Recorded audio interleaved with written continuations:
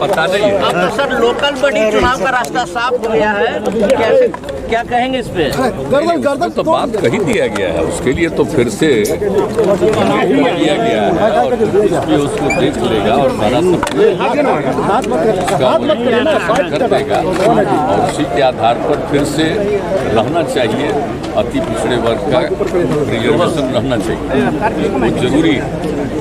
आपको तो हम कितनी बार बता चुके हैं, बताइए ना भाई। अरे बिहार में तो सबसे पहले ने इस देश में हुआ है ओबीसी और ईबीसी दोनों के लिए आरक्षण। कर्पूरी ठाकुर जी ने किया था, बोलिए। जब के समय का ही किया हुआ है और 78 का किया हुआ है और बाद में जब 2020 में उस समय की 2000 में किया था उस समय की सरकार ने ओबीसी के लिए आरक्षण इसमें तो चुनाव में तो उस समय वोट से हो गया और खास करके ओबीसी के बारे में ज़्यादा चर्चा आ गई थी, उसके बारे में वो रुक गया था। तो फिर जब 5 में हम लोगों को मौका मिला तो हमने जो कुछ भी फैसला था तो हमने कहा ठीक है भाई, ओबीसी में हम लोग ईबीसी को देंगे, सिर्फ ईबीसी को देंगे। पहले तो सबके लिए था, तो हमने उसी के लिए कहा रिजर्वेशन। और आप जान लीजिए सभी दल के लोगों से विचार विमर्श करके और उसके बाद ये निर्णय हुआ। तो अति पिछड़े के लिए तो कब से है, 2006 से ही जब पहली बार पंचायत का चुनाव हुआ और 2007 में भी नगर निकायों के चुनाव के लिए उसी तरह का कानून बना कर किया गया। और आप जानते ही हैं कि बहुत चुनौती की थी कोर्ट में, तो हाई कोर्ट ने तो बिल्कुल जो सरकार का निर्णय था उसको सही कहा और सुप्रीम कोर्ट का भी फैसला हो गया कि ठीक है। तो यहाँ तो चल रहा था ना भाई, 4 बार से चला है पंचायती राज का और 3 बार हो गया था निकाय का, तो एक बार के बारे में चुनाव हो रहा था। तो क्यों नहीं आखिर अति पिछड़ों को आरक्षण हो?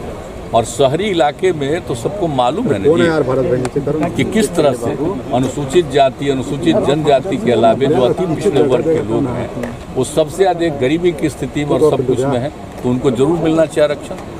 और जब आरक्षण नहीं था तो जरा सोच लीजिए कि कितना कम लोग होते थे और अब कम से कम लोगों को अवसर मिलता है, तो इसी में लोग आगे बढ़ेंगे शहरी इलाकों में भी।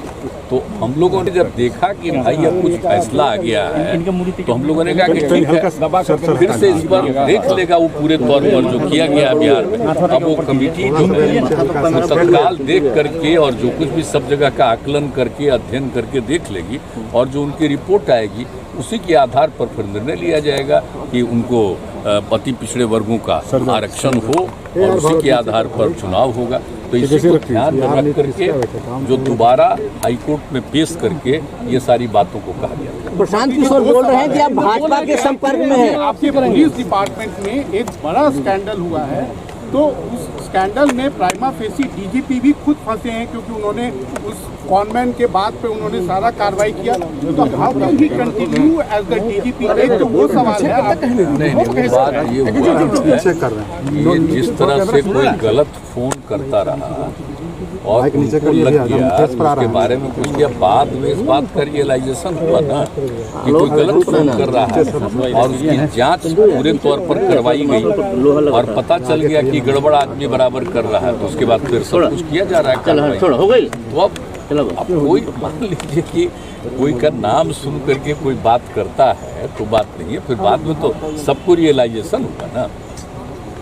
जब मेरे पास कोई बात आई थी तो आप लोगों को बता हमने कहा जरा ठीक से जांच कराई, तो ये कौन आदमी ऐसे ही बोल रहा है? लेकिन डीजीपी का तो लैप्स है। नहीं, डीजीपी का बेचारे का जो कुछ भी था उनको ये लग गया था कोई बात और बाद में जब समूचा जांच हुआ तो पता चला कि ये कोई बोगस आदमी फोन कर रहा है। लेकिन डीजीपी जो है मुख्यमंत्री जी आपको नहीं लगता है कि डीजीपी इसमें इन्वॉल्व है? सुनिए ना, आज महीना कौन है? अक्टूबर। आओ कब रिटायर करेंगे? रिटायरमेंट के लिए क्या उनको छूट देंगे? और बाकी रिटायरमेंट तक उनको छूट देंगे? कभी कोई मान लीजिए कि कोई त्रुटि हो गई कोई गलती से और फिर रियलाइजेशन हो गया तो इस पर ज़्यादा ध्यान नहीं देना चाहिए। बाकी सारा काम ये लोग बहुत मजबूती से कराते हैं, बाकी लॉ एंड ऑर्डर के लिए और सब चीज़ों के लिए, ताकि तेजी से सब जब क्राइम होता है तो उसके बारे में जांच होती है, वो सब तेजी से कराएं। इसके बारे में तो हम लोग करते ही रहते हैं रिव्यू कराते। अच्छा, ये प्रशांत किशोर बोल रहे हैं कि आप एनडीए के संपर्क में अभी भी हैं। काहे आप उस आदमी का नाम लेते हैं? तो लगातार ये बातें बोल रहे हैं कि हरिवंश जी के माध्यम से आप भाजपा से बात कर रहे हैं। आप कृपा करके मुझसे कभी उनके बारे में मत पूछिए, एक बार तो हम बता ही दिए हैं। अब बाकी जिसको मर्जी है रोज बोलते रहता है, आई नहीं जानते हैं, खूब ठीक से जानते हैं, वैसे ही बोलते रहता है, अपनी पब्लिसिटी के लिए जानते ही हैं, अपना पब्लिसिटी के लिए बोलते रहता है, बोलते रहे, क्या फर्क हम लोगों को पड़ता है? हम तो किसी जमाने में उसको बहुत माने हैं, और अभी उसका मन क्या है, क्या क्या बोलते रहता है, बोलते रहे, हमको कोई मतलब नहीं। अरे यंगर है, हमने जिन लोगों की इज्जत की है तो आपको मालूम है ना, आपको तो पता है ना कि हम लोगों की जो इज्जत की है, मेरे साथ कितना दुर्व्यवहार किया है, तो क्या कीजिएगा, छोड़ दीजिए, उस पर कोई कमेंट ही किस बानों से रिलेटेड उस केस में जिस प्रकार से कन्विक्टेड लोगों को छोड़ा गया, हरियाणा में बाबा राम रहीम जो रेप के केस में, मर्डर के केस में कन्विक्टेड है, हर बार चुनाव आता है बीजेपी गवर्नमेंट छोड़ती है, बिल्किस बानों के सही मांग जानकारी पता कर लेंगे।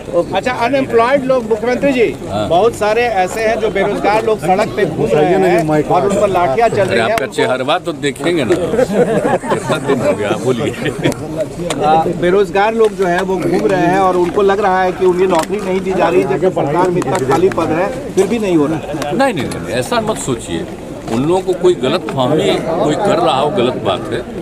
एकदम बेरोजगारी को जितना जल्दी हो सकता है, चाहे वो किसी भी विभाग में हो, हम लोग बहुत तेजी से काम कर रहे हैं, और आप जान लीजिए आज ही कितने लोगों को मिलेगा। इसी तरह से बराबर हम लोगों ने तय कर दिया है कि सब जगह का रोजगार जल्दी से जल्दी हो जाए, तो इसलिए हम सब लोगों का आग्रह करेंगे कि मत चिंता करो, हम लोग तो रोजगार की संख्या और ज़्यादा बहुत बढ़ाने वाले हैं, और सब उसी के लिए काम कर रहे हैं, इसलिए सब नहीं सोचना चाहिए।